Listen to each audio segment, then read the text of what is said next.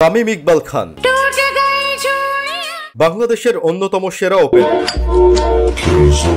পঞ্চপাণ্ডবের মধ্যে একজন। তবে আপনারা অনেকেই জানেন না আমাদের দেশের সেরা এই ক্রিকেটারের বর্তমান রুটিন কি। তো চলুন আজকে জেনে নেওয়া যাক তিনি প্রতিদিন কোন রুটিন ফলো করে চলেন। খান সাহেবের সকালটা শুরু হয় একটা বিড়ি ধরিয়ে, কারণ বিড়ি না ধরালে সকালে তার টয়লেটের সংবাদ সম্মেলন সাধারণত ক্লিয়ার হয় না। তাই তিনি সকালে একটা ব্রি সেবন করে ফ্রেশ হয়ে ব্রেকফাস্ট করেন, আর ব্রেকফাস্ট শেষ করে একটু সোশ্যাল মিডিয়া ঘাটেন। তারপর ঘাটাঘাটি করতে ভালো না লাগলে সংবাদ সম্মেলন ডাকেন। এর মধ্যে সময় পেলে হেলিকপ্টারে করে চিটাগাং চলে যান মেজবান খেতে। যদিও এটা তার রেগুলার রুটিন না, তবুও এটা মাঝে মাঝে করেন আর কি। দুপুরের লাঞ্চ শেষ হলে তিনি চলে যান একটু আড়ালে, কারণ ভরপুর খাওয়ার পর একটা কোক আর বিড়ি না খেলে তো চলে না। দুপুরে ভরপেট খাওয়ার পর মানুষ বিশ্রাম নেয়, কিন্তু আমাদের খান সাহেব বিশ্রাম নেন না। তিনি আবার একটা সংবাদ সম্মেলন ডাকেন, সেখানে একটু চুল পাকনামি করে বিকালের নাস্তা করেন। বিকালের নাস্তা করতে করতে সাংবাদিকরা তাকে নিয়ে কি কি নিউজ করেছে সেটা নিয়ে ফেসবুকে একটা প্যারাগ্রাফ লিখেন। তারপর সন্ধ্যায় বাসায় ফিরে বউ বাচ্চা নিয়ে একটু সময় কাটানোর পর রাতের ডিনার সেরে নেন।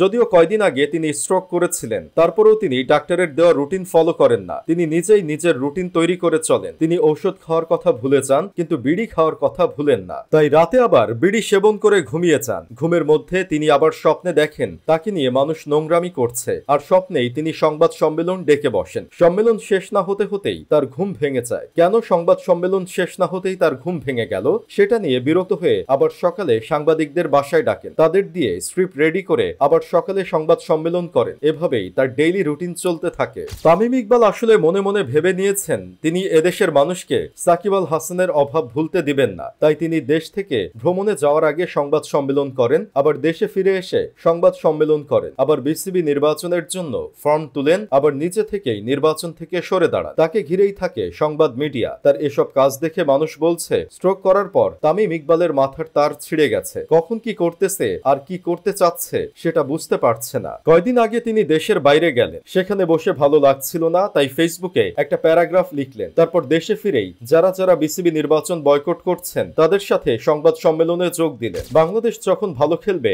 তখন তিনি তার নাটক নিয়ে হাজির হবেন। বাংলাদেশ বিশ্বকাপে খেলতে গেল, তার আগে তিনি নাটক করে অবসর নিলেন। অবশ্য তখন ক্যাপ্টেন্সি থেকে সরেও দাঁড়িয়েছিলেন। বাংলাদেশ টি-20 বিশ্বকাপে ডাব্বা মেরে চলে আসলো, আবার রিকভার করার জন্য সিরিজ খেলতে লাগলো। তখন তিনি আবার সংবাদ সম্মেলন ডাকলেন। তার সেই ধারাবাহিকতা এখনো চলছে। এশিয়া কাপ চলছিল, তখনও তার নাটক চলছিল। এখন আফগানিস্তান সিরিজ চলছে, এখনো তার নাটকই চলছে। অথচ আলোচনা হওয়ার কথা ছিল প্লেয়ারদের নিয়ে, ক্রিকেটের উন্নয়ন নিয়ে। কিন্তু সাবেক প্লেয়াররা ক্রিকেটের উন্নয়নের বদলে করছেন নোংরামি। তামিম ইকবালের এসব নাটক দেখে মানুষ বলছে আসিফ আকবর শিল্পী হয়ে বিসিবির পরিচালক হয়ে গেছেন, এখন তামিম শিল্পী সমিতির পরিচালক হোক, হিসাব একদম বরাবর হবে। তাছাড়া নাটক ইকবাল খানকে ওখানেই বেশি মানাবে।